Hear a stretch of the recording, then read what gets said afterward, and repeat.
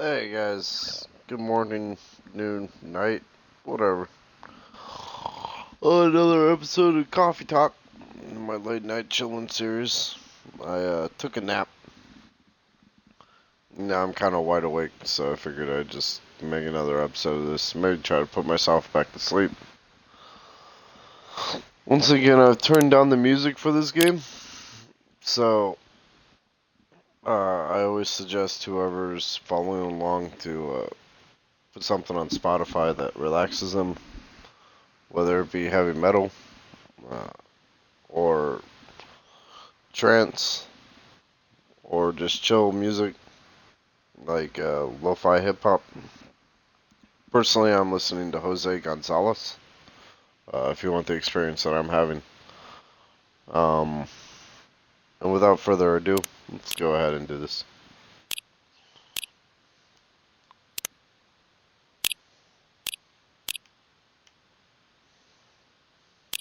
Yeah, that's the one we just did.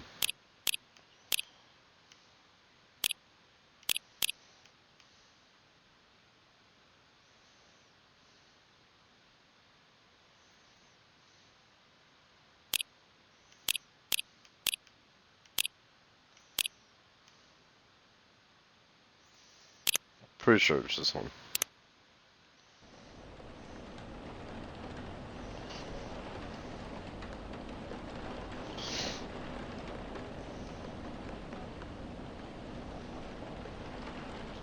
Thursday, October 1st, 2020.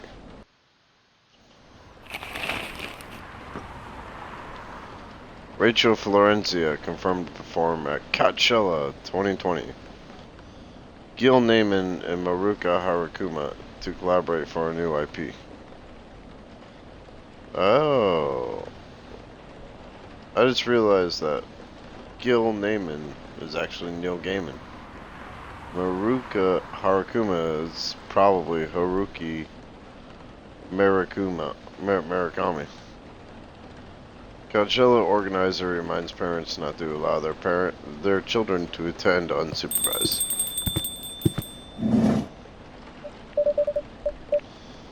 Okay, so to start out the day, we always do this. The only reason to learn how to fly.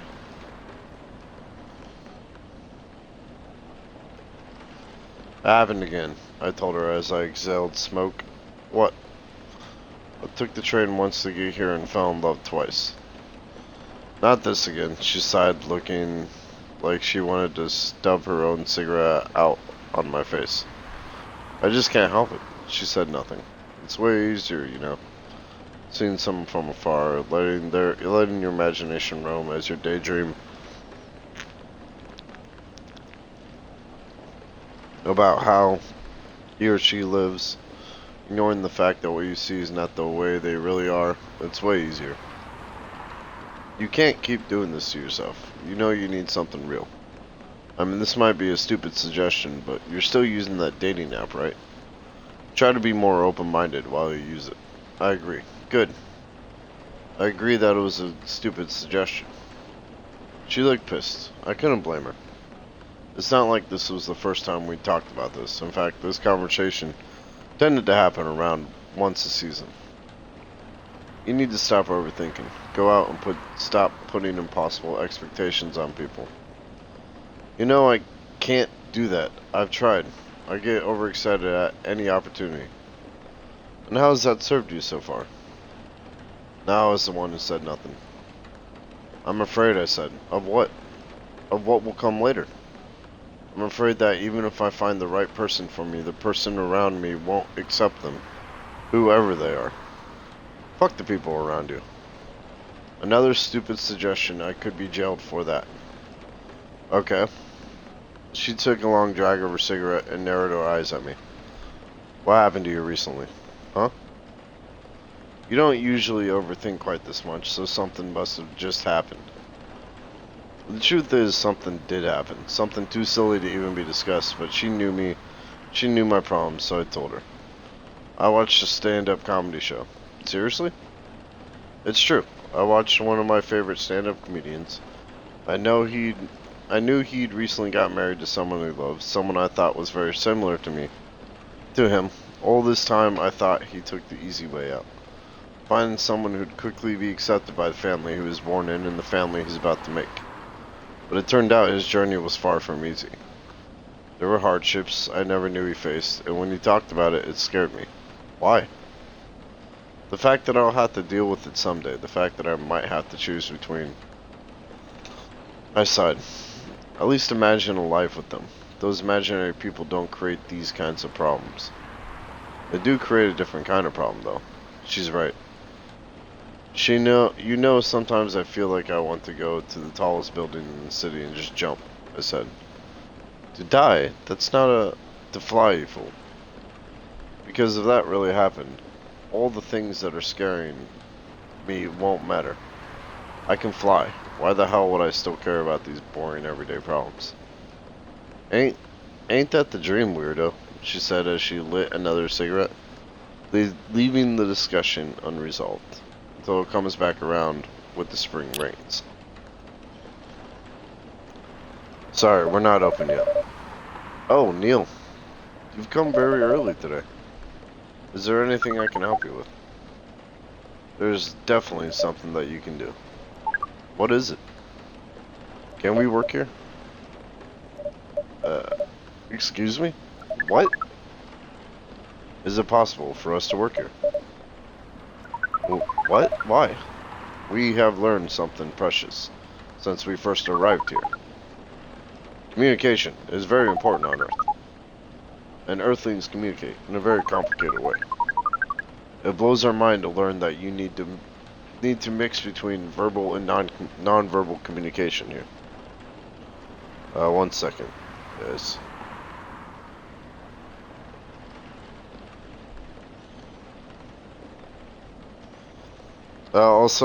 I'm listening to Jose Gonzalez, which is a good choice for this stream.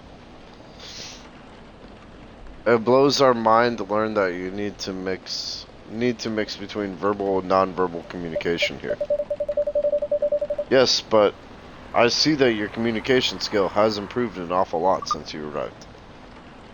That is true, but it is not enough. Some of the biggest lessons about Earthlings we learned them here. This made us think.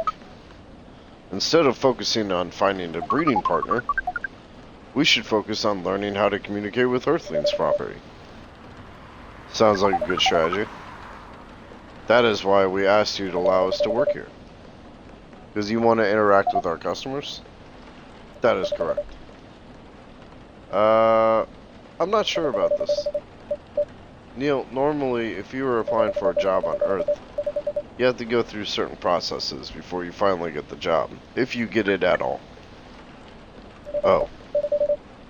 Let me think this over, if you don't mind. And I'll let you know tomorrow. Oh no. We were sorry for our spontaneity, but it has to be today. May I know why? Because we are leaving for an event tomorrow.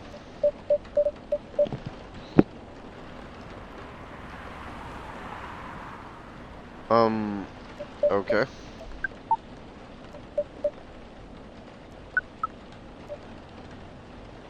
Okay.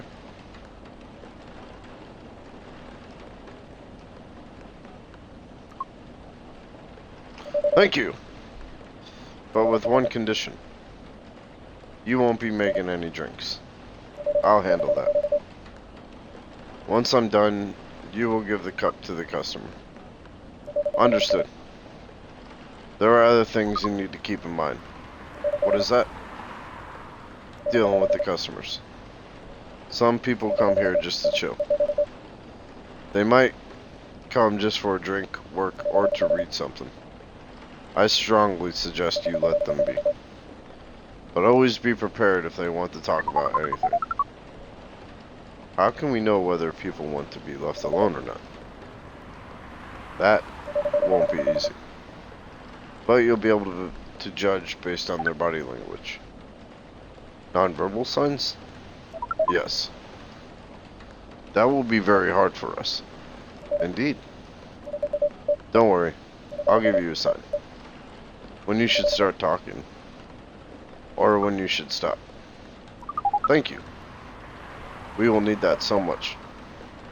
Well, that's basically all you need to do here.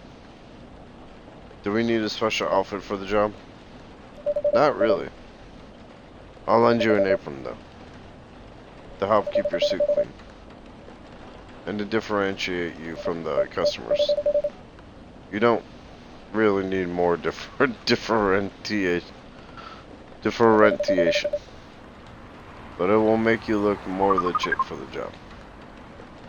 That is a very Earthling thing to do. It is. Alright then.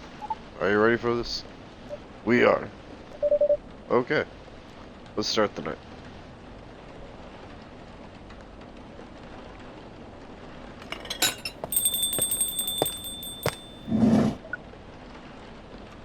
Welcome. Holy wow. What the hell is happening? Good evening, Miss Freya. Hey Kirby, what's going on here? Well, Neil is working here tonight. And I thought I was the one who brought bad news. I never thought this place would be ground zero for an alien invasion. Haha, it's not that. Neil is just helping out. You never looked like someone who needs help. There are a few things to clarify, Miss Freya.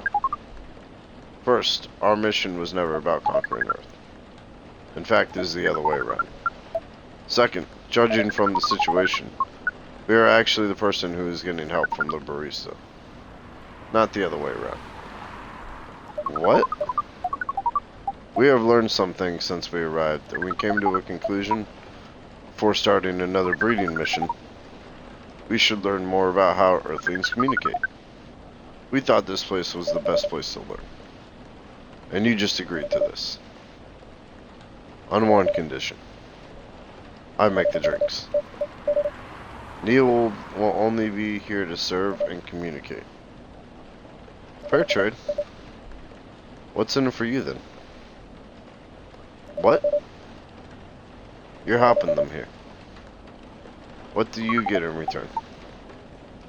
Now that you mention it, if there's anything you want from us, please do not hesitate to ask. Don't mention it. Well, maybe you can be my next story. I can write an article about your work here. Freya. If I still need to write for the paper again. What happened? The chief found out. Oh. Is that why you didn't come yesterday? Yes. How did she find out?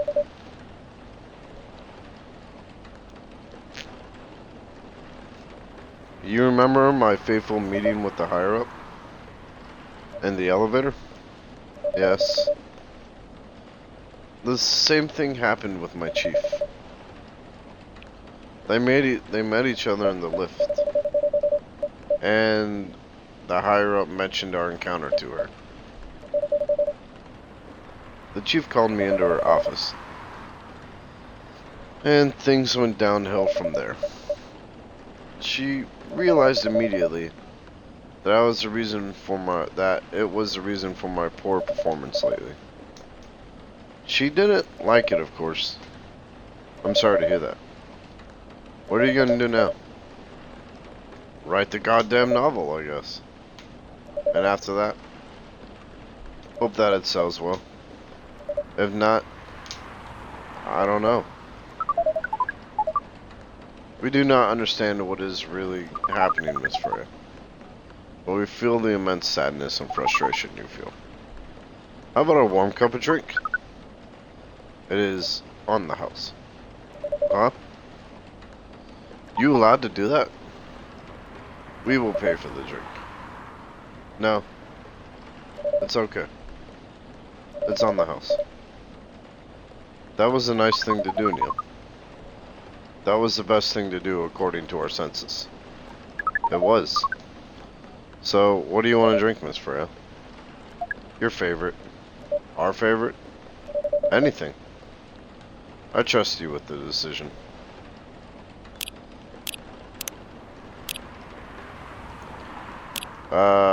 I think at this point I kind of want to make a new drink. Let's see. Maybe I'll make one of the new coffees. Give me 1 second to look this up.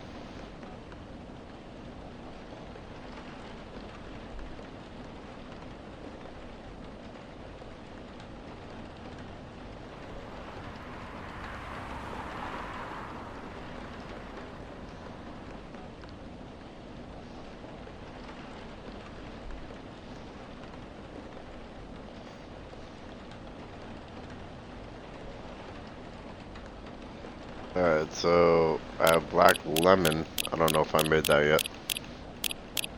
I have not. Alright. Ooh, black magic? That sounds awesome. Alright, hold on. That's what I'm gonna make. Coffee, mint, honey. Coffee. Mint. Honey.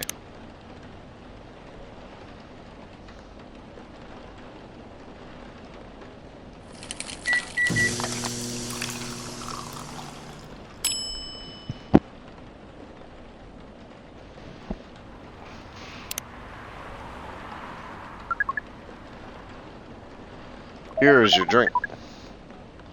Especially crafted by the owner of this coffee shop. Well, who else is gonna brew it? Black magic for my black magic lady. I didn't mean it like that. Like, she's a hot chick that, you know what, never mind. Fred, thank you so much for this. I always wondered why your place only served hot drinks. But today I might have an idea why. How far along are you with the novel? I can prepare the draft in a few days, I think. Now that I don't really need to care about other deadlines. And if I manage to infuse some coffee and creativity into my blood, that sounds doable. Even without the caffeine infusion. Excuse me, Miss Freya. We have learned extensively about Earthlings' bodies, about older races, and we do not think infusing your blood with coffee would be advisable.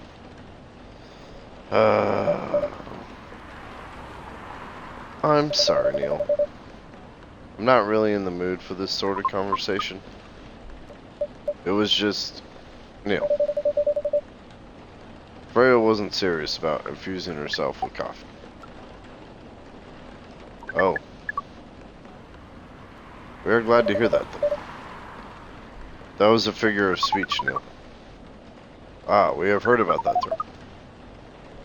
It is still very hard to understand your language. It will always be hard. Languages will keep on changing. Understood. At least we are here now to learn the basics of how Earthlings communicate. Miss Freya, if we may ask. Ask away. How fast do you write? Not fast enough, apparently. But do you have numbers? Numbers? How many words do you produce per day? I don't think I have the exact number. But full-time, I should be able to write between 3,000 and 5,000 words per day. That's a lot. That's raw. After that, I still need to edit it. I usually end up with about half of what I originally wrote. According to our research, the standard number of words for the thing you need to write is between 50 and 100,000. That's right. But for this draft, I don't need to write that much. That is a pleasant information to hear. How many words do you need to write? Let's see. I think it should be around 15,000 words. That's pretty big for a pitch draft. It's a GRA Media, the biggest publisher around. If we count based on the number of words,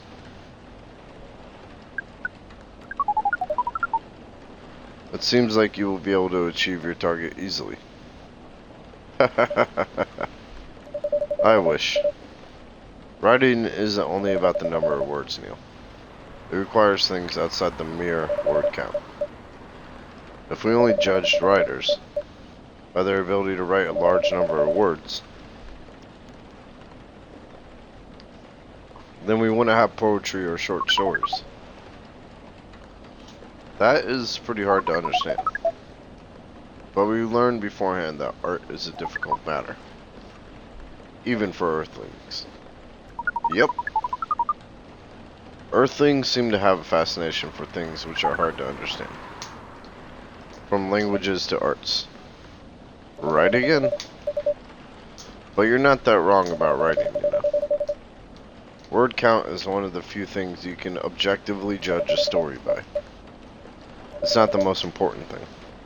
But it's still up there. So it is still a valid parameter. Definitely. Cool. That didn't sound like you at all, Neil. I guess you really are learning something on Earth. Oh, another guest. Good evening, Miss Myrtle.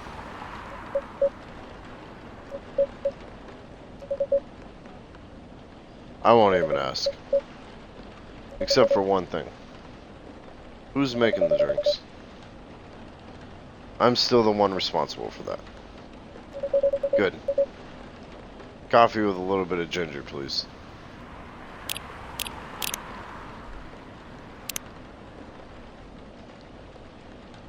Sweet, cool, and magically wakes you up. Ooh, I like that. Coffee, ginger, cinnamon.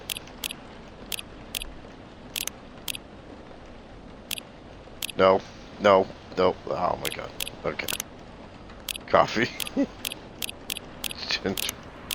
Ginger. Cinnamon.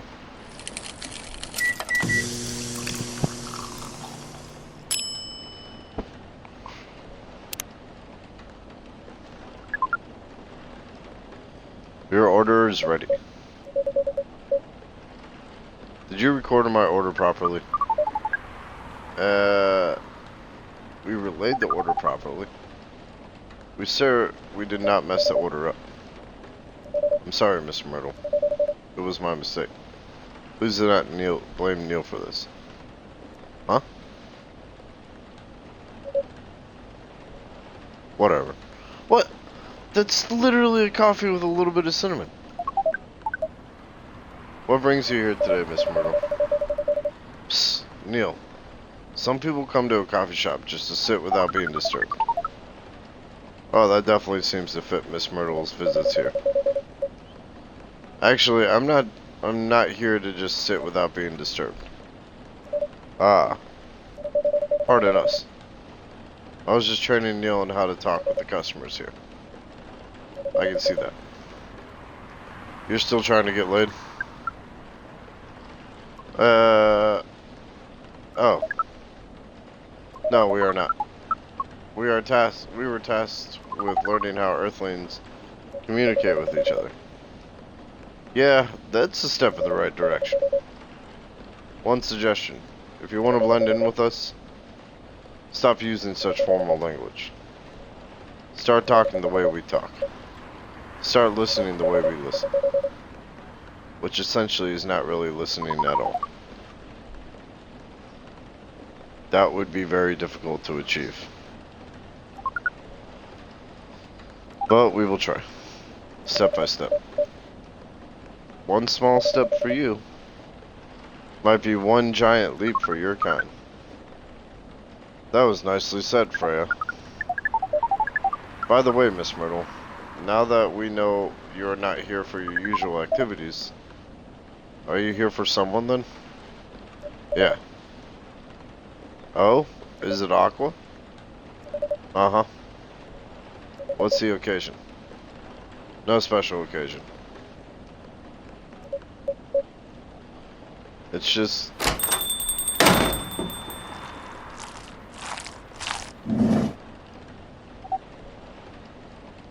I'm sorry. I'm late. I was supposed to leave early, but... What is this? What is happening here? I already told the barista to call the cops when he was going to breed here. Where is Kirby? Miss Aqua, please relax. I'm here. Oh, you're safe. Yes, everything is fine. Okay. Please let me take a breath. Here, please drink this water.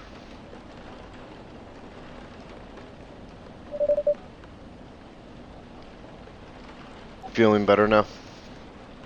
Yes. I'm sorry. It is alright, Miss Aqua.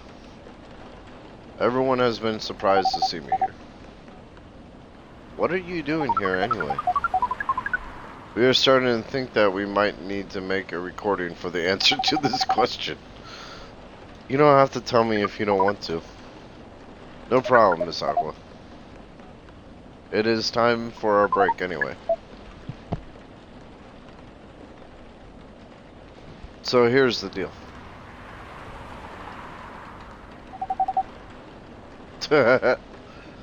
That's really interesting. Very nice of you to do this, Kirby. It's nothing, really. But do you really think one day is enough to learn everything? Definitely not. But we do not want to disturb this place's business for any longer. As if this place cares about business. Besides, we want to travel around the planet more. This coffee shop is a good start. But we cannot limit ourselves to just this place. Where do you want to go after this? Coachella. What? What are you gonna do at Coachella? According to our research, there are many breedings happening during Coachella. That is why we decided that the event will be our next target. Well, you're not wrong. But didn't you say the baby has to be born out of love? Yes. We noticed that. But we also noticed that we need to know a lot more about Earthlings, including the breeding matters. That is why we will study in Coachella. After that, we will be very ready to breed with so many female Earthlings. I shouldn't say this, but hell. That sounds like the best plan you've had since you got here. We know. We also surprised ourselves. But please, Miss Freya, let us stop talking about our plan. We work here today. First, let us return to our spot behind the bar.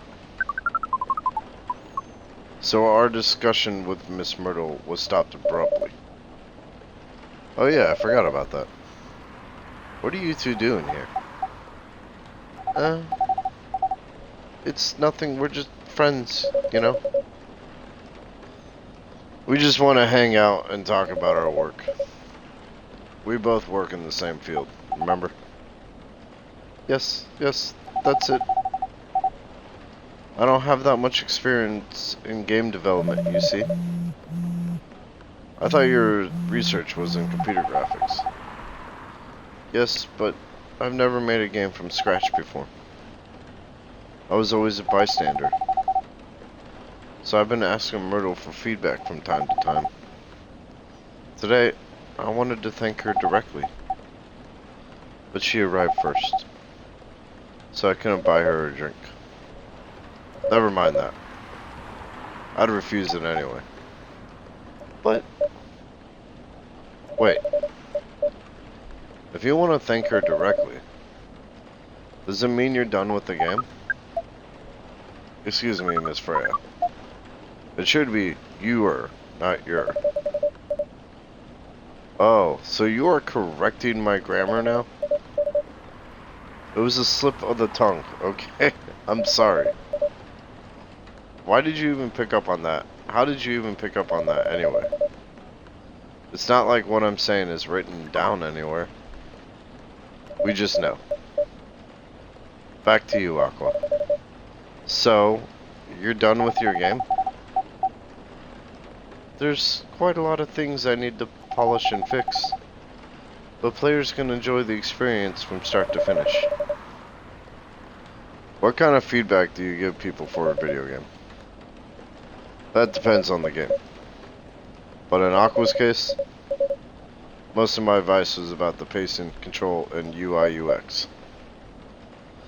It must be fun to have finished working on your creation. It surely removes some of the weight on my chest, just to replace it with another weight.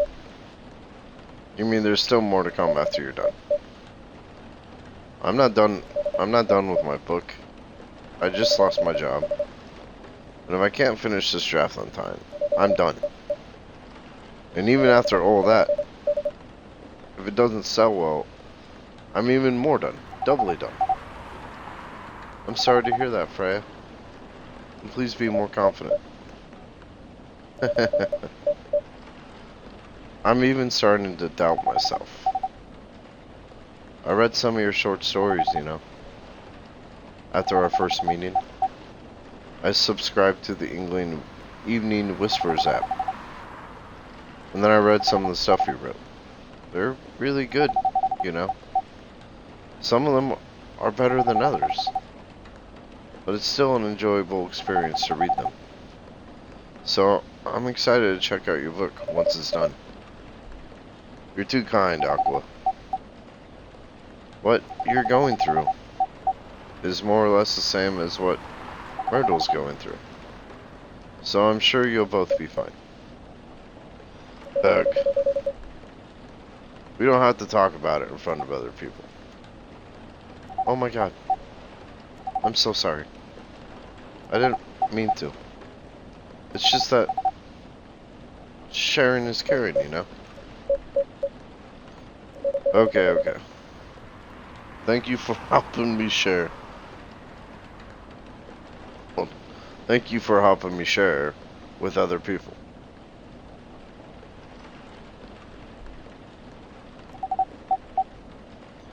I'm really sorry. I know. I said thanks already, right? But you put so much emphasis on share. That's sarcasm, I know it. Aqua. I'm sorry if it sounded that way. But yeah, I kinda get what you're dealing with. Although it's a bit different for me. What's your problem? Burnout. I've been working on something for 2 years straight. But no one outside the office knows about it. And those who do don't seem to appreciate it at all. I thought Full Metal Conflict had a new game every 2 years. Yes. I don't really work on them. Not directly. So what do you work on? A secret project. I'll tell you under friend NDA. Okay? Alright. I'm not with the paper anymore anyway. I'm part of a special team. We're tasked with making a breakthrough in the studio. We need to be able to make a prototype for a new IP. Or, worst case, another FMC game in a different genre. Isn't that a dream job for some people? That's what I thought. At first. You're a writer, right? Imagine being a writer, but you can't publish anything you write. For years. That doesn't sound like a pleasant situation at all. My team has been making pitches, dozens of them, hundreds, thousands. Out of all those countless pitches, only a handful got approved for prototyping. And so far, none of the prototypes have been approved. 1 second, guys.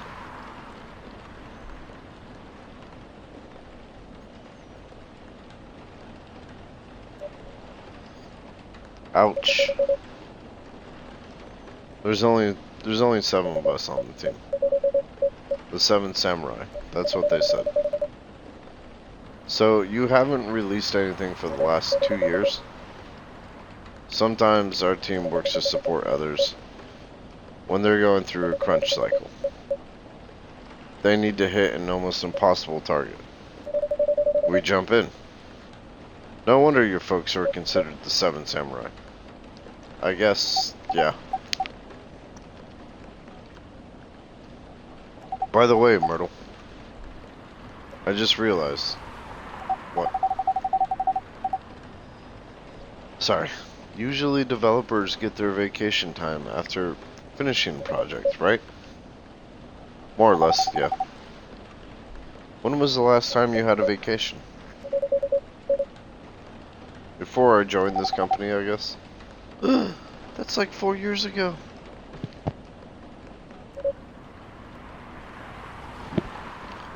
Uh-huh. Dude, no wonder you're so burned out. Yes, that's why. You need a vacation.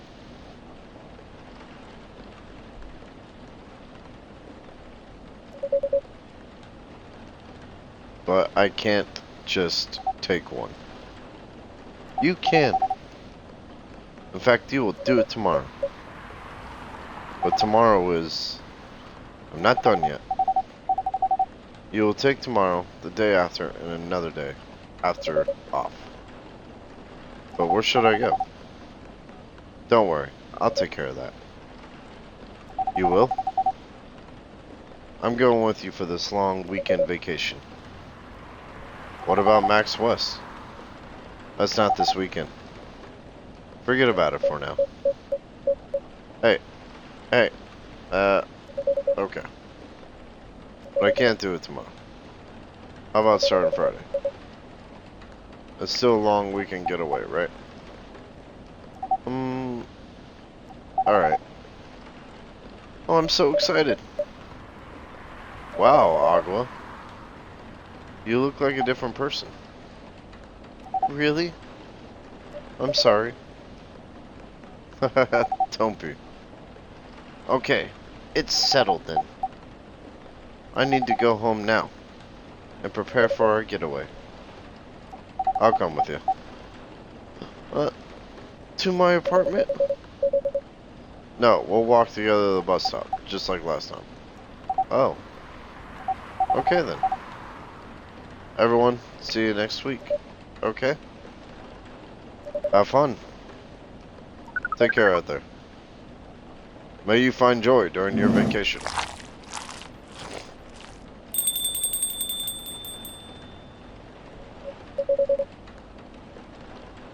Okay.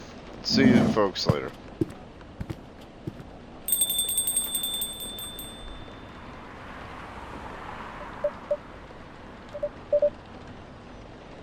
Vacation, huh? You definitely need one, Freya. I know. But not now. I've got to finish this draft first. As we have said before, you can do it, Miss Freya. Thanks, Neil.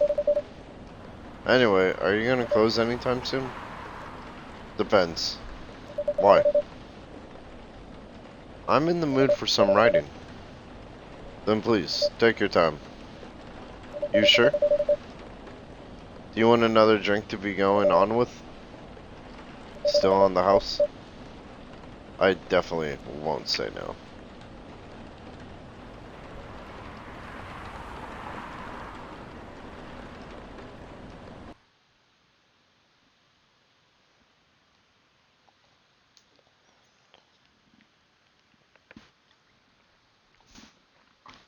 Friday, October 2nd, 2020. The Evening Whispers. The Evening Whispers is with the people for stricter gun laws. New, healthier Fury sedative might be available soon. Action video game, Rising Hell, blamed for violence in school. Alright guys, first thing we're going to do is pull up the Evening Whispers. Happily ever after, ever after, part 1. Do I want to grow old with you? No, I don't want to do that. But do I want to be stuck with you here in this moment, stuck in eternal limbo, in an infinite loop of this exact hour forever? Hell yeah, I do. That's probably the last time Romeo remembers having a really meaningful conversation with Juliet. But let's not get too far ahead of ourselves, dear readers. Just like any other story, this one also has a beginning, and it begins with an introduction. Romeo is a young man of 20. He comes from a quite conservative but not yet out of touch family. In other words, they're just like almost every other family in the world. He hates the name his parents gave him, and he hates it even more knowing that his life so far is fulfilling all the cliches of his fictional namesakes. Falling in love with a girl named Julia is really just the icing on the cliched cake. Julia is a young woman of 20. She also comes from a quite conservative but not yet out of touch family. In other words, they're also just like almost every other family in the world. She loves the name her parents gave her, although she hates the fact that her life so far is fulfilling half the cliches of her fictional namesakes. Falling in love with a boy named Romeo is unfortunate, but she has no plans to die stupidly over it. Both of them study at the same university, and they're definitely not the type of people who naturally choose to be friends. Fate, however, in the form of a hip, young lecturer with an over-enthusiasm for assigning group projects, and an unfortunate sense of humor, is what brings them together. A simple group assignment is what introduces our young Romeo and Juliet to each other. Even after a first fated meeting and the many, many more meetings required to finish the assignment, there's no sign that Romeo means anything more to Juliet than a friendly acquaintance she spent a lot of time in the library with. Nor, honestly, does she mean that much more to him. In fact, after she made an ill-judged joke about the library after she made an ill-judged joke about the literary elephant in the room, she probably means significantly less.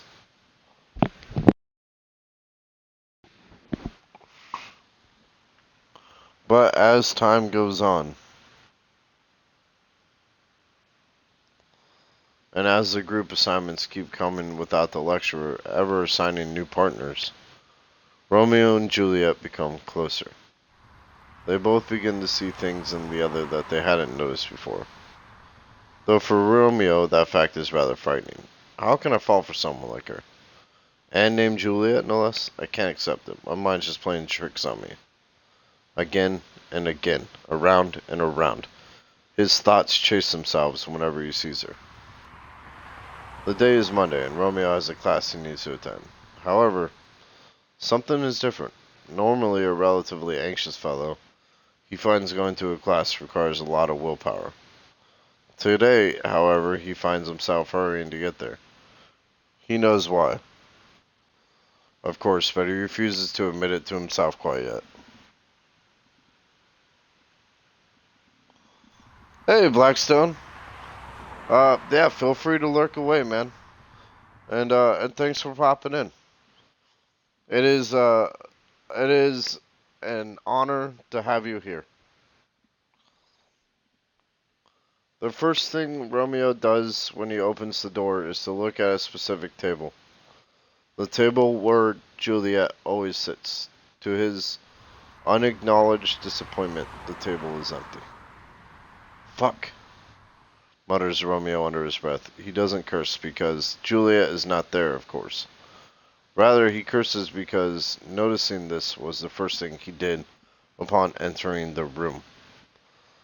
After sitting in his usual place, Romeo reopens his book and begins reading. Every time someone opens the door, Romeo turns immediately to look and quietly whispers a curse. Again, he is not cursing because he is disappointed. It is not Juliet who enters. He is cursing because he turned to look. A few minutes before the class begins, Juliet finally arrives, announcing herself and her friend with her braying laugh as she does. That sound used to be one of the most annoying sounds in the world, at least as far as Romeo was concerned. But today, it brings a small smile to his face. Fuck, curses Romeo again, after he realized he just smiled at the sound. Is Romeo in love? He probably is, but he doesn't want to admit that. Falling in love with Juliet is dangerous, extremely dangerous. They come from completely different backgrounds, they have different skin colors, and they worship different gods.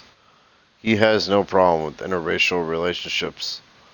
Of course he doesn't, but he never expected it to happen to him. This simply will not do. I need to talk to you. Romeo looks up. Juliet is standing over his table. Her jaw is set, but her eyes are worried, and he completely forgets all about his own problems. What's up? He asks. Can you keep a secret? It's really important. Sure, I guess I can. Good enough, because I really need someone to talk to. So Juliet sits down and begins telling her story to Romeo. She talks about the problems she's been facing over the past few months.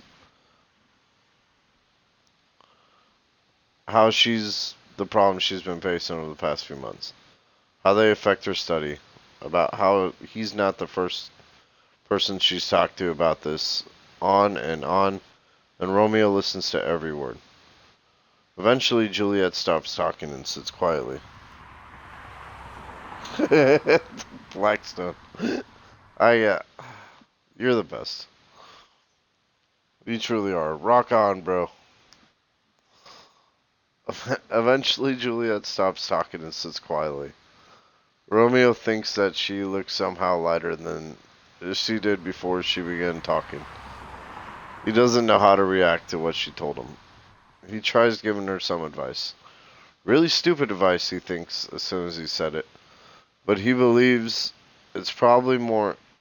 And thank you. I'm not the best at taking compliments, so I have to sometimes remember to thank people, because otherwise, I just don't believe it enough in my head or something.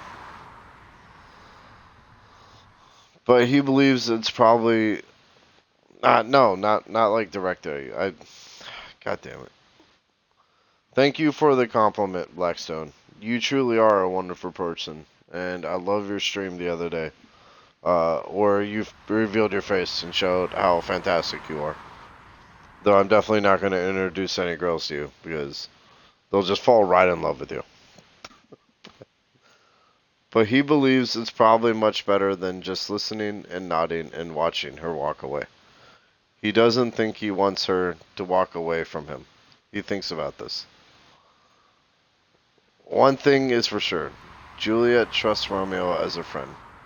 They've shared a secret now.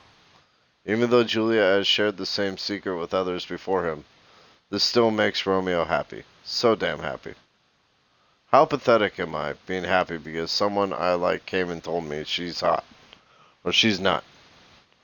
Romeo thinks, and then shakes his head like a dog shaking off water. After sharing everything she had wanted to share, Juliet starts talking about lighter topics. Soon they are joking freely. The dark mood of earlier almost completely dissipated. Just before Juliet leaves, Romeo asks her something. Why did you tell me all that? Well, I don't really know. I think I can trust you. And you're one of those rare few people who can talk to people directly without sugarcoating everything. It's refreshing. She shrugs. I guess that's why.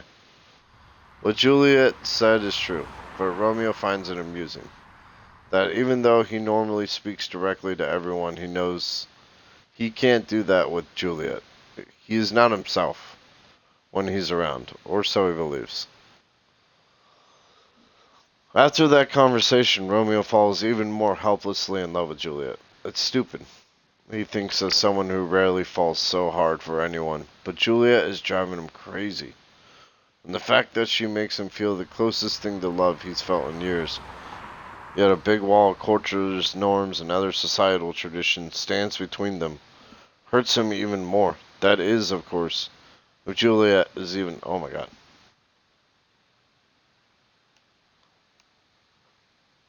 Oh man, what the fuck?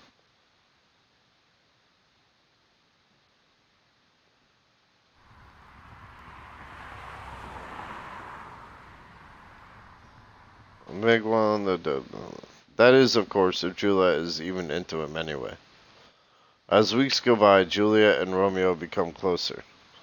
They start telling each other stories more often.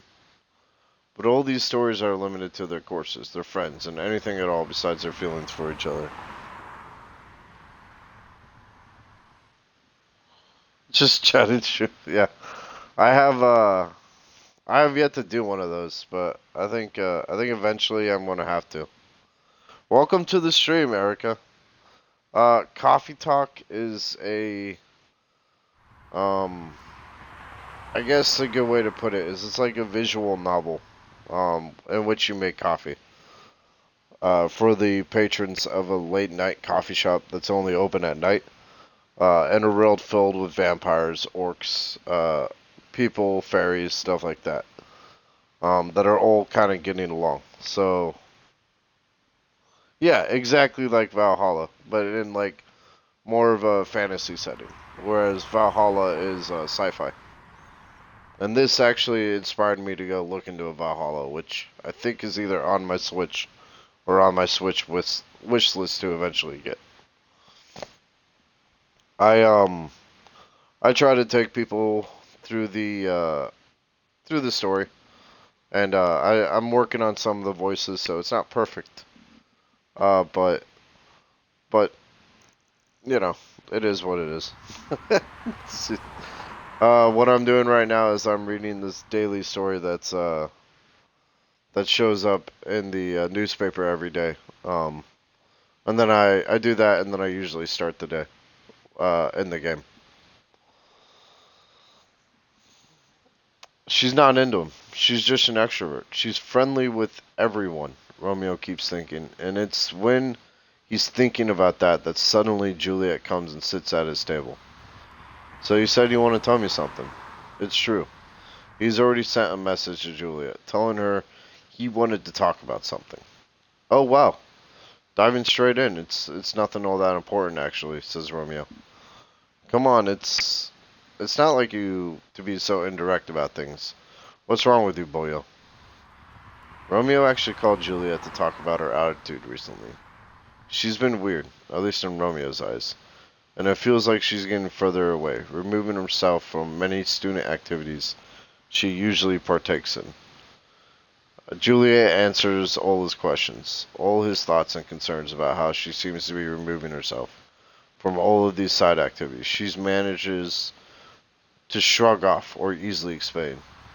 Maybe it's just me. Maybe I'm obsessing over every single little thing she does, thinks Romeo, while a pit opens up in his gut at that thought. Is that all? Anything else you want to say? She questions him. Fair is fair, after all. Do you know that I used to like you? The words come out from Romeo's mouth, out of the blue. He's horrified, even as he recognizes that it's a lie. Oh, and Erica, when I do these streams, I also encourage anybody watching to put on some chill music. So something that relaxes you. I'm listening to Jose Gonzalez myself. He still likes her now. He doesn't even know why he decided to confess his feelings right at this random moment. Never mind why he confessed with half a lie. It wasn't planned at all. But when he heard Juliet say anything else, well, it's definitely one thing Romeo has been planning to say to Juliet for the last few thousand eons, or as normal human square time, since around 8 months ago.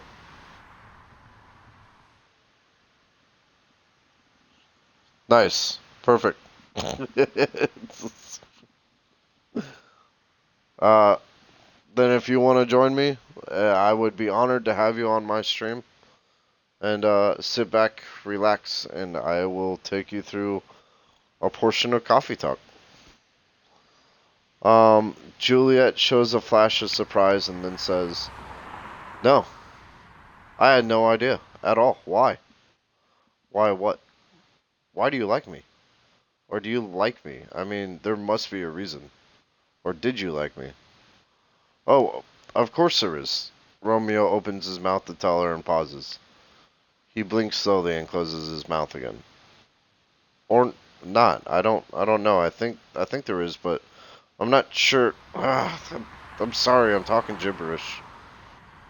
Juliet does not respond to that. Romeo doesn't even dare to look at her directly, but he can see out of the corner of his eye that she looks dumbfounded. He takes a breath and opens his mouth again, hoping for a lightning strike, divine inspiration, or instant death. He isn't picky. Okay, okay, I see you as a really strong person.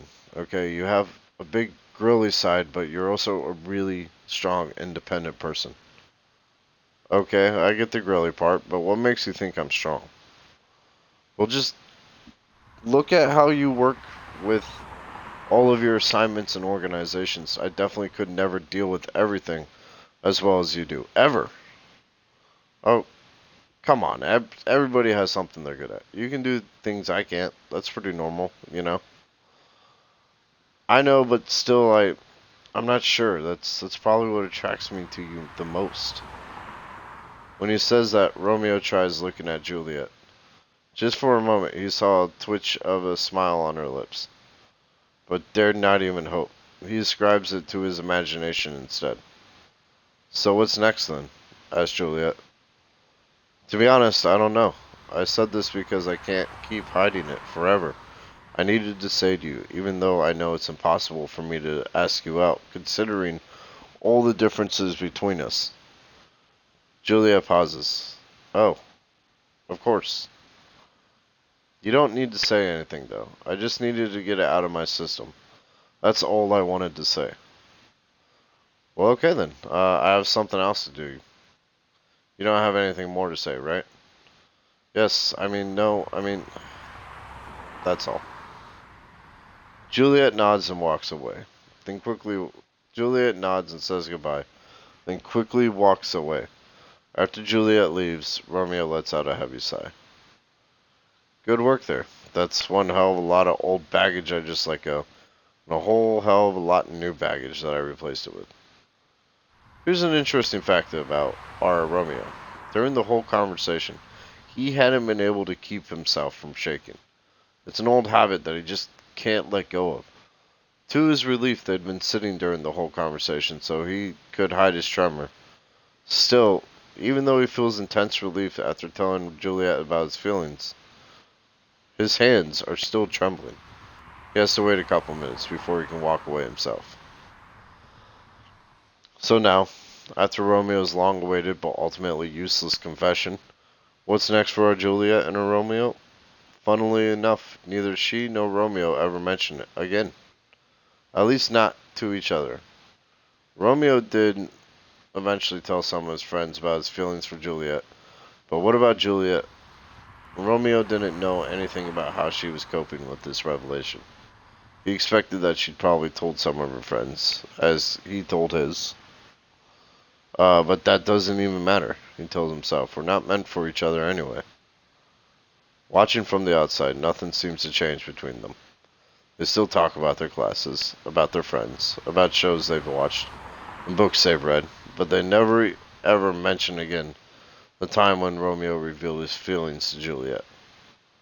At first, Romeo thought that confessing his feelings would mean letting go of a big boulder inside his heart.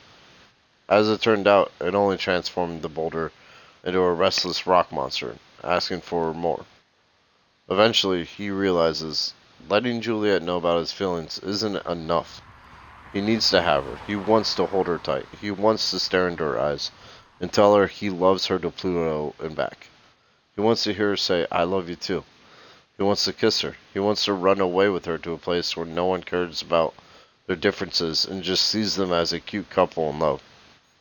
He wants to do all good things in life together with her and more than anything here on this earth. He simply wants her.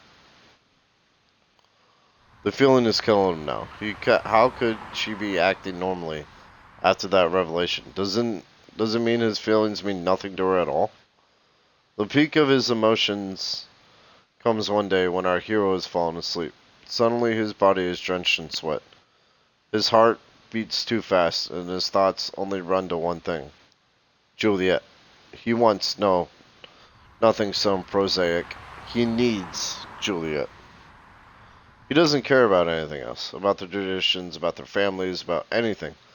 There's only one thing he needs to do tomorrow, and that is to confess his feelings, again, to Juliet. This time, however, he is going to ask her out. Oh, shit.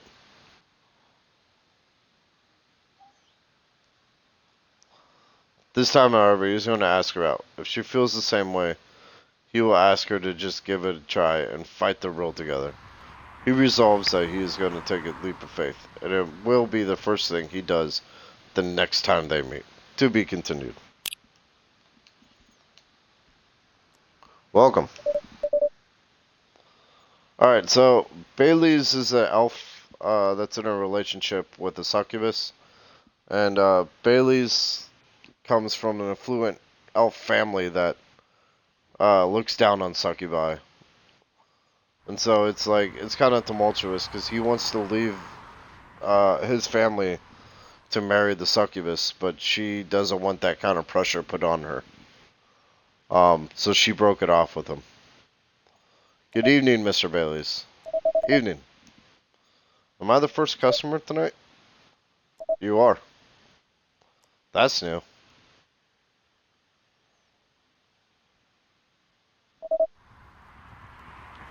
Freya's not here? She said she's coming later tonight. Got something to do with meeting some fellow writer friends. Why not do it here? It's her favorite place, right? Her friends have visited this place from time to time. Just not as much as her. Writers gathering, huh? I wonder what writers talk about when they're hanging out. Hold on, guys. I'm gonna make myself some coffee real quick.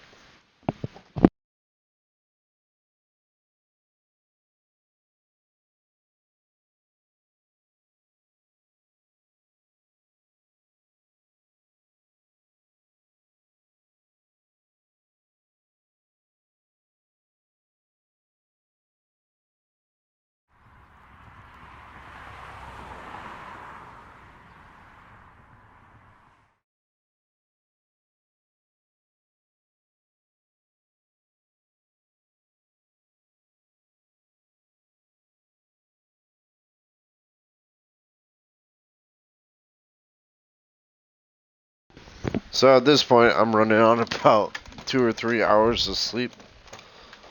Over a 2-day period. I took a nap. And then woke up. Now I can't get back to sleep, so I might as well just fucking go full tilt into that. I'm gonna make myself a cold brew here at about 2 in the morning. Finish up this night of whatever the hell this game is. Coffee talk. And then probably start shot today Sunday.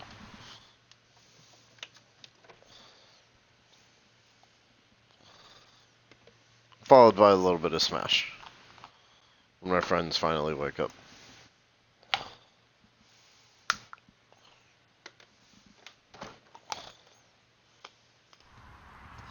Anyway, that's what's going on in my life. How's everyone else doing?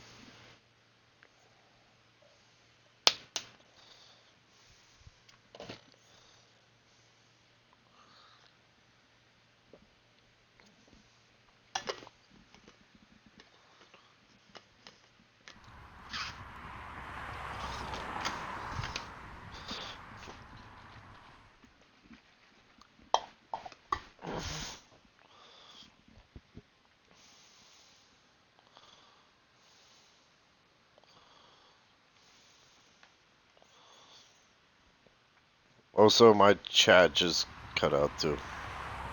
Oh, hold on. I'm bringing it back up. There we go.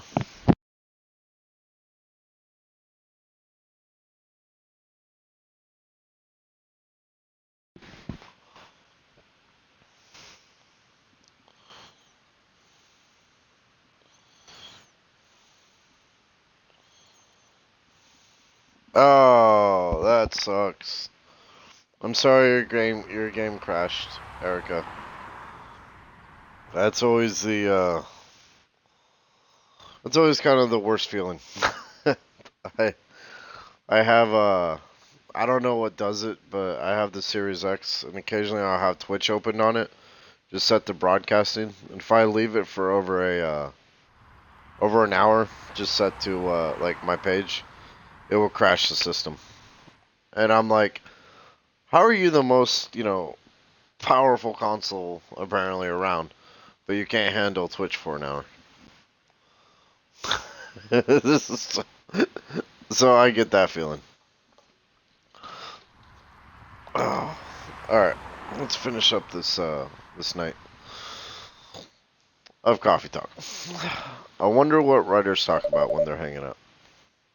I've known them for some years now. She has that habit. If she said they're friends, it just means they're just hanging out normally. But if she said they were writer friends, yeah, ripping Microsoft. But if I'm buying the KFC console, I'm putting all my Call of Duty games on there, and then I won't have to worry about Call of Duty probably crashing my Xbox. But if she's and Twitch. But if she said they were writer friends, they're probably talking about work. Either giving each other feedback on their latest drafts, or sharing and validating ideas. Interesting. They even use code words for meeting up. Oh, it's not like that. She doesn't even realize that that's what she says. I just picked up on it. That's even more interesting. Are you always so observant? It's part of the job. Why is that? People come here every day. Some of them aren't as talkative as others, but their body language can be loud and clear. It can tell you a lot of things, whether they need a friendly ear or just want to be alone. It applies to what they're ordering as well, because sometimes what people want is not what they need. That's deeper than what I would have thought. So, what are you reading from? What are you reading from me now? I won't say. Why? That would break the charm. The hell was that? I guess I can say this much. Whatever I say or do to our customers, it's always related to what I'm getting from their body language. Including our interaction now.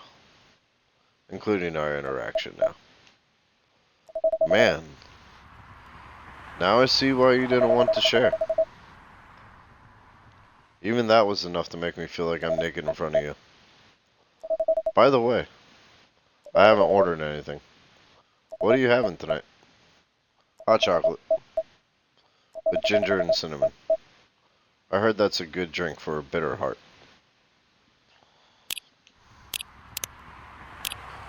So I can pull up the brew pad here, and if I've already made the drink, which I think I have, it will show me exactly how to do it right here, which is chocolate, ginger, cinnamon, which is not that. Fuck it.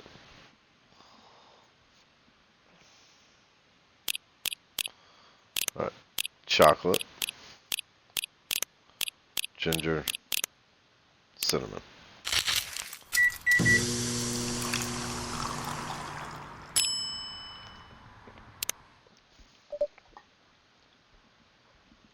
There you go.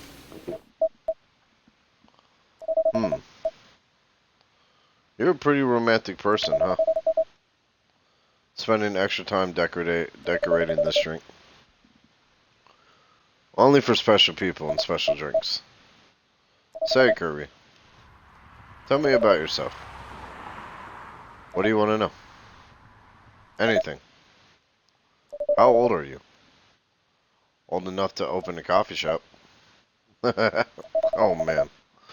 I guess I should say sorry for asking that. It's alright. But that's the only answer I can give. Now you're making me wonder what I should ask next.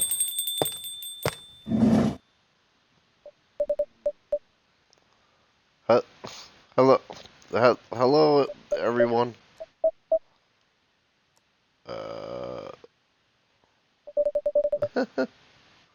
Why are you both looking at me like that?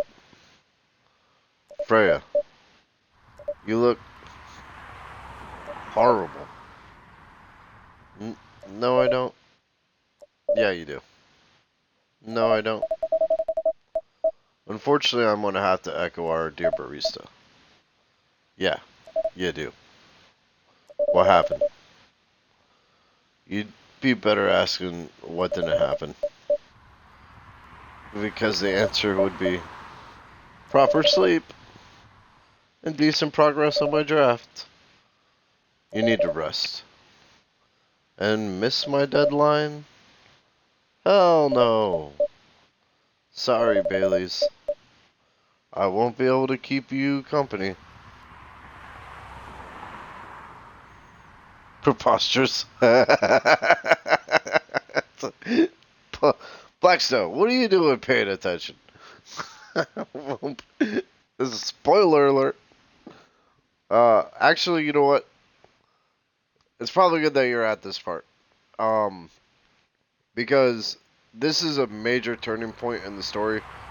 For one thing, and it's not a spoiler per se, but Freya is gonna ask for a drink. Now, as a barista, you can give her that drink, or you can Google the right drink to give her, which is one to put her to sleep. If you do it that way, you are opting in for the much better ending.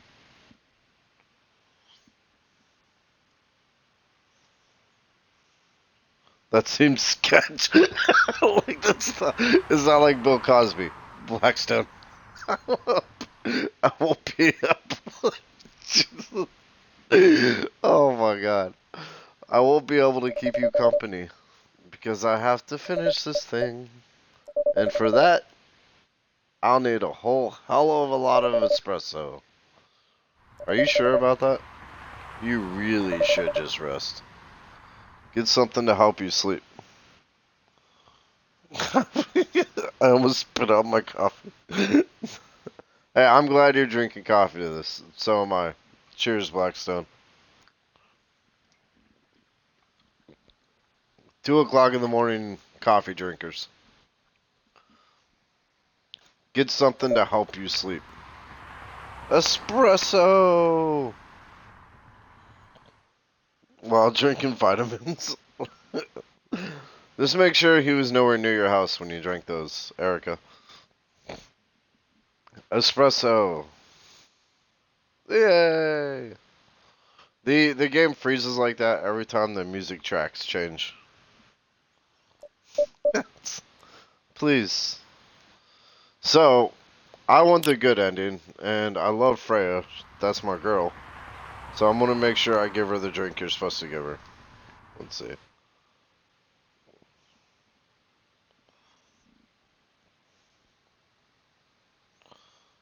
What drink do...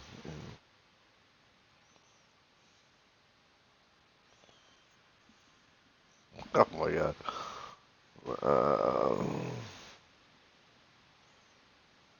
It's called... Oh my god, it's called Bedchamber. I don't say... It sounds horrible.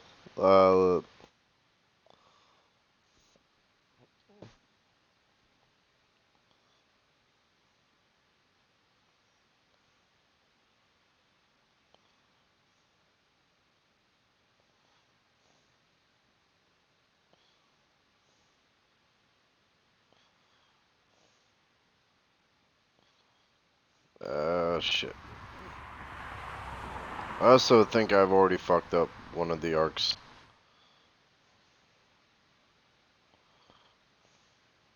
When Freya is tired, she should be served bedchamber. Bedchamber? What are you doing in this bedchamber? This is this is how it's done, guys. Look, I'm gonna happily send Freya on her way after giving her this bedchamber. And I'm gonna be nowhere near Freya. I'm not gonna touch her. I'm gonna set up this nice little camera right here in the coffee shop. Milk, the cinnamon, honey.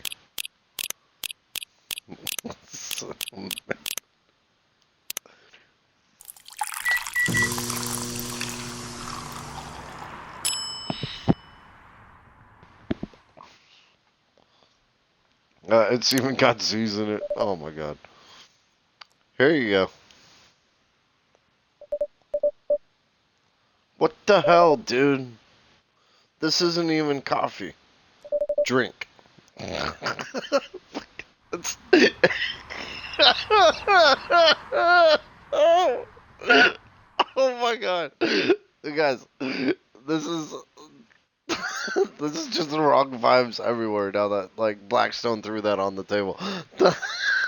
Look, the barista is Freya's friend and it's and he's trying to help her. But this isn't what drink. God damn it. Okay. It's it's on the house. It better be. Ugh. How was the meeting? It was pretty good. I got a lot of good advice. But that also means things. And not a small number of them, mind you. Need to be rewritten. Oh. Oh. It's not that bad. Rewriting is part of the process. It's just that. It's just. I'm on to my usual corner. Although, thanks to your drink, I'm not sure whether I'll be able to stay awake or not. She looks horrible. She does. But don't worry about her. She'll finish it. This isn't the first time she's acted like this. No. But this time, the stakes are pretty high. You know, I just realized, the beginning of this night, the bartender, the barista's having a conversation with Bailey's about how he reads people. The game is basically telling you to ignore Freya. And give her something other than what she doesn't want. Subtly, though. But this time the stakes are pretty high. So, what brings you here today? I'm not even sure myself. I had no plan tonight. And this place just came to mind. Out of the blue. I'll have to thank your subconscious then. I guess you should. Alright, so that's his girlfriend, the succubus. Ex-girlfriend. Not sure whether I should thank you or not, though. Hi, Lua. Hi, Bailey's. How? You first. No, you first. I was just gonna ask, how are you doing? I'm fine, thanks. How about you? I'm good, yeah.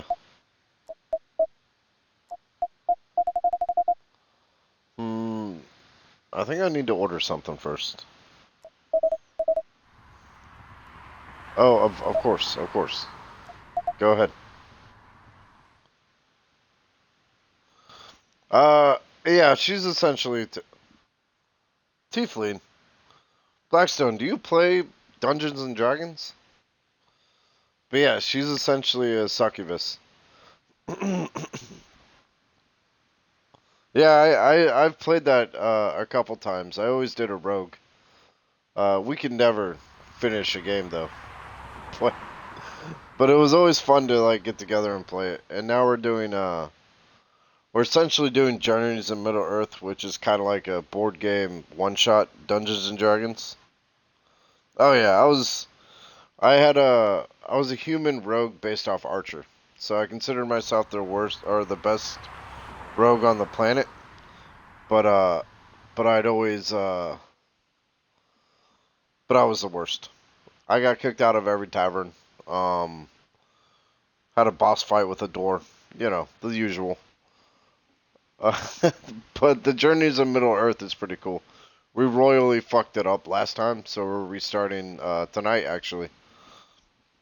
And going through it again. I'm still deciding whether to play Bilbo or Gandalf. Hi, Kirby. What are you having this evening, Miss Lewa? D&D D&D is the best. I love the freedom that D&D allots, The thing with like okay, so for me, I guess I just have a problem with commitment cuz I'll be like, let's do this night. And then come that night, I'm just like, I don't really want to do this anymore, you know. Um, and then just getting a whole group of people to do it is horrendous. Because a lot of people unfortunately think right along those same lines as I do. And then you got like those diehards that are there every time, and they're like, "Why, guys? Why aren't you here?" But it's such a fantastic thing to start out because I love the freedom of just being able to go and do whatever the hell you want. You have to deal with the consequences, but you can be basically whatever you want. And there's no video game on the planet that comes close to it. Skyrim comes pretty close, and so does Divinity, but not many others. What are you having this evening, Miss Lua? Gingerbread coffee, please. Yeah, it's that's the catch 22 at D&D is you literally have to have people there. Oh man, gingerbread coffee. Gingerbread coffee? What the fuck is that? Alright, coffee, ginger, cinnamon.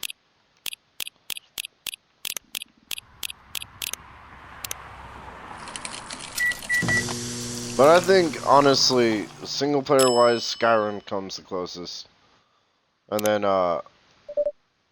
what's that?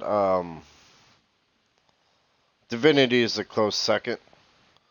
But at the same time, you still can't tell everybody to fuck off and set fire to everything because you're still constrained by the restraints of like the game itself. Here it is. Thank you. Whereas D&D, you're just constrained by your imagination and how far you're willing to take it. My grandma used to make this drink for me. It reminds me so much of her. It reminds me of when I was growing up with my family. How's work? That's a good way to do it. It's going pretty okay. You? I'm not taking any new jobs on at the moment. Because, well, Yeah. I get it. You have enough in your savings, right? That's a very Lua thing to ask. But yeah, I do. Thanks to that last annoying job. It went well in the end? It kinda did. They paid me on time at least. And the pay was amazing! Okay, I threw that in there. How long are you planning to take a break for? I don't know. Until my problems are settled, I guess. And what problems are those? I'll tell you this. But don't tell anyone, okay? Not even Kirby, who's standing right in front of us? Not even Kirby. Okay. So, there's this girl. I love her. We've been going out for a few years, but I'm not really sure where we stand now. How can you not be sure? We had an argument about a week ago. It wasn't anything new, but somehow things escalated uncontrollably. Why is that? I assume both of us were just tired, knowing that we're fighting against centuries of tradition. We haven't really talked since our last fight. Leaving things unresolved is not a good idea. But I can't bring myself to start the conversation. Why? Even I'm not sure about that. So if he leaves her, if he leaves his family, he loses his elven immortality. So I kind of see parallels here between like Arwen and Aragorn, where he's just like, I can't ask you to give up the immortality for me. Even I'm not sure about that. Pride, maybe, or tiredness, or knowing that chances are we won't be able to find the best solution for everyone anyway. Bailey's, I have a question. Go ahead. Why do you think what do you think she's feeling right now? To be honest, I don't know. She's not like me, that's for sure. Thankfully. Why? At least it won't affect her professional life that much. I'm glad I'm a freelancer. It means I can just take a break from work without so many problems. I'm not as professional as her, you see. I think you're wrong. Really? If I were her, I would find it difficult to live life as usual.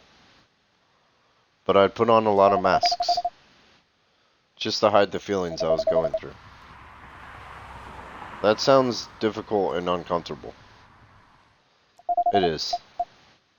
But a friend told me once, you gotta do what you gotta do. He must be a pretty cool guy. He is. Bailey's, Bailey's is kind of a G. I didn't like him at first because he seemed very, uppity and shit. But he was shooting for this girl in college. Not her, but she was dating his best friend. And he came home to find out that his best friend was banging the girl. And he was right there with her, Lua. And so he just straight decked the dude. And like, and then like the guy kicked his ass because he was like a master of Brazilian Jiu-Jitsu. But Lua left that dude's ass, nursed Bailey's back to health, and they became more than just friends. But after hearing that story, I was just like, damn, I like him. What's next for us, Baileys? I don't know, Lua. I met some new people this week, including that supermodel. You knew.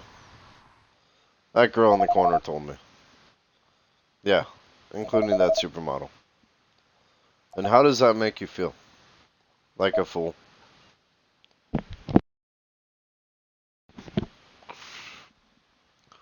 The what? You said a lot of things that I've been trying to avoid thinking about. A lot of truths. He's a bit like you. Attitude-wise. You'd get along with him. Doubt it. Opposites attract, but similarity breeds contempt. Ever heard that before? A lot. From a certain hipster elf.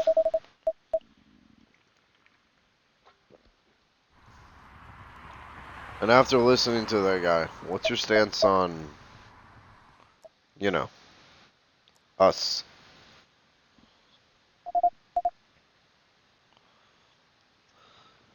I'm not sure, Bailey's. What about you? Yourself? Had any similar experiences this week? I have, in fact. You met a werewolf, or you met a vampire, and I met a werewolf. What are the odds? What are the odds indeed? And what did your werewolf say? Mm, not much, to be honest. But he made a good point about the importance of family. Bailey's. I know I've been stubborn about you wanting me to make peace with my family. And I know that's very important for you. But Freya said something that kind of hit me hard. What was it? I was just using you as an excuse to escape my family. When I actually want to do that anyway. For myself. You know me, Bailey's. I do. And you know how I feel uncomfortable with people leaving their families. Which makes me an asshole, I guess. I get why you think that way, Lua. Blood is thicker than water.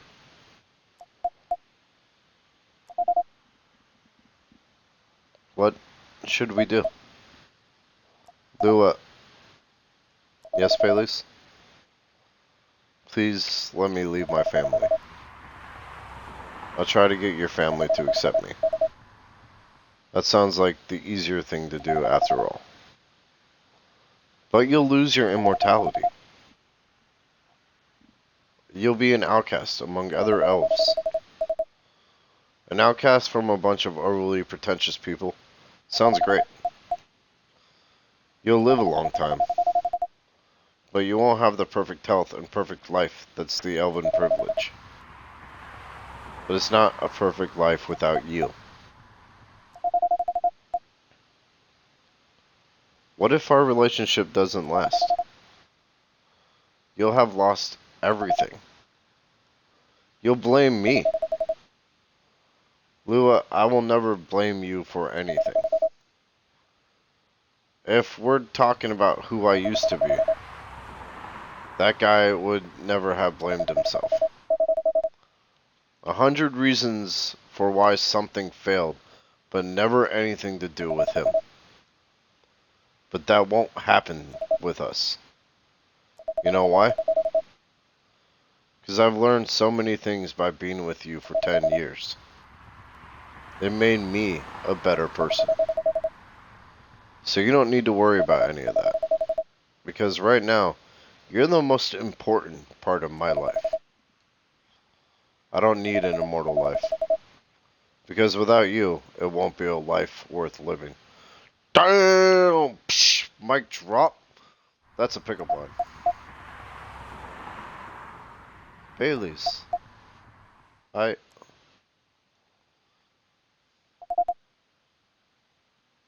believe in you.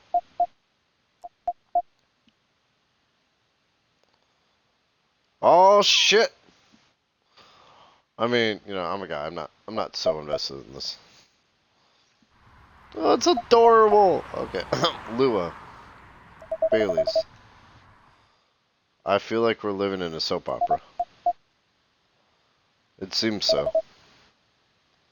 So what's our plan? Tomorrow's Saturday. Are we going on a date? I'm going to my parents' place. Oh.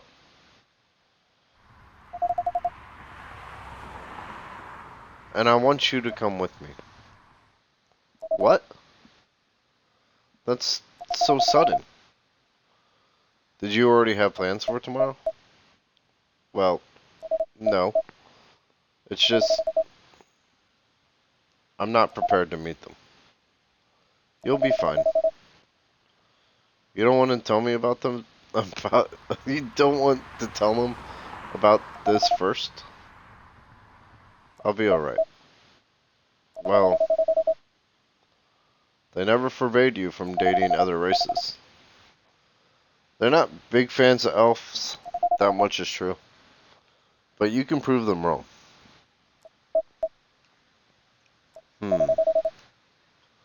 Okay. This could be a good first step. It is. It's set then. I don't know what will happen tomorrow. But we could think about it. And anything else. Later. I'm with you on that. So, does that mean you don't mind me? I had my doubts. But now I'm sure. I can trust you. Lua. Thank you. Are you still staying at Farron's house? Yeah. You're staying with me tonight. Huh? What about your roommate? She's away for the weekend. Taking a long weekend getaway until Sunday night. Fate is on our side, it seems. Hey, Kirby. Yes? We're leaving. Okay, yeah. I would too, Bailey's. Good choice. Thank you so much for keeping up with us this past week. The pleasure was mine. We're off then.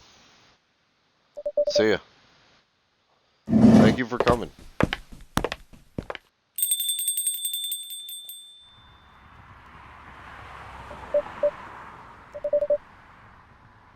That was pretty intense. Oh, you're back in real world. I just pretend not to notice. They're like one of the main reasons why I'm writing this story.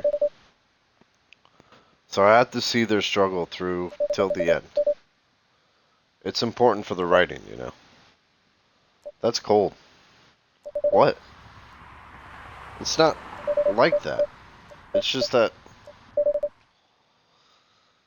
Yeah, that was cold. I'm sorry. You look better than before, though. For now. I can't tell you how I feel until it's done. And I don't...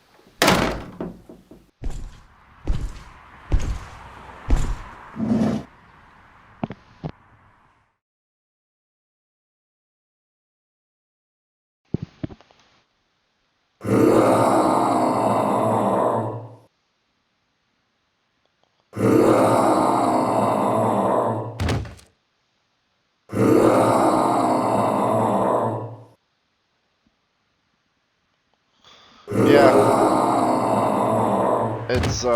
It's Gala. So there's a... Roar. There's a, there's a drink you can make him that might sedate his fury if you can find it. Um, so if you make your way through the game, Blackstone, I would suggest looking up how to make, Galahad, because at this point, if you give it to him, you can unlock the best parts of his story. Whoa. Freya, get out, get over here. This wolf. Is that him? I think so. Welcome, sir. Rarg! Are you crazy? You can't treat a werewolf in a fury like a normal person. Trust me. He must have his reasons for coming here.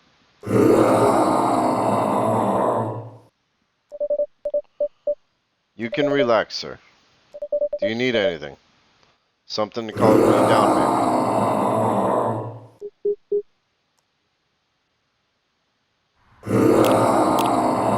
Whoa, whoa, whoa. What are you doing? Alright, hold on. I have to look up how to make Gala.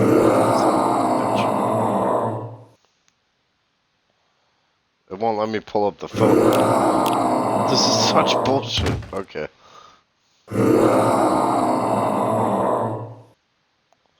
I don't think I've ever died in this game, but... Tea, milk, ginger.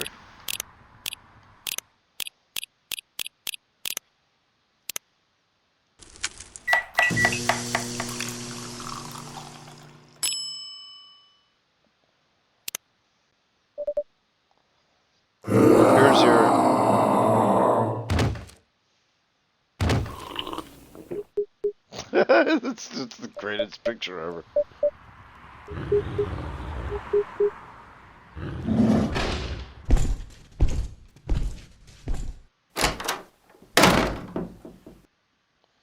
Even if it's just two. Or like, how did he have the time to draw that latte art? It was like, hold on, werewolf. Your drink is coming, but wait, I gotta draw this. You know, every drink is important. Oh, you're ripping the paintings off the wall. Okay, well, you know, just hold on a second. All right, well there goes my potted plant. All right, oh, almost got this picture correctly. Yeah, it really is Baristine. What the hell? Is that really him? After seeing the reaction to the drink, 100%. Well, whoever he is.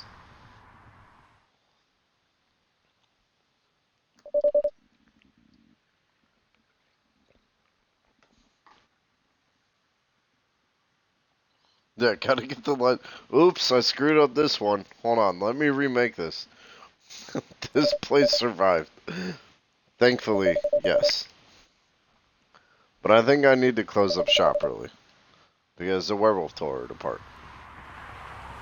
Don't want to cause any more ruckus. I need to clean up some of the mess anyway. Good idea. Can you get back on all right by yourself? I'll manage. Take care on your way back. You be careful too. See you tomorrow. See ya. Yeah, just hold on, Mr. Werewolf. I'm almost done here. Alright guys, I'm gonna shut off this stream and bust out Shantae Sunday, which is where I make my way through the Shantae games because I love them. If you wish to join me on that, awesome. I would love the company. If not, I'm not gonna hold it against you guys. I try to keep these to 2 nights only, simply because about midway through the 3rd night, people start drifting off or falling asleep, and I kind of start to do the same thing. They're great, but it's like one of those things that's like too much of a good thing is a bad thing, you know.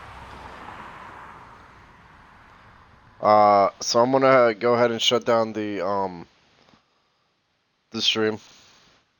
Like sugar, exactly like sugar. That sounds good.